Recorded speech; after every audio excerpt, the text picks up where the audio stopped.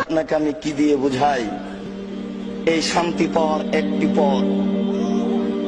পৃথিবীতে যেখানে যারা মানুষের মতামতকে উপেক্ষা করে কোরআন এবং সহিহ হাদিস মেনে চলতে চায়, তারাই আহলে হাদিস।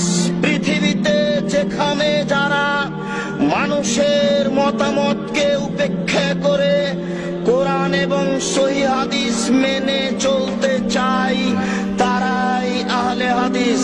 পৃথিবীতে যেখানে যারা মানুষের মতামতকে উপেক্ষা করে কোরআন এবং সহিহ হাদিস মেনে চলতে চায়, তারাই আহলে হাদিস।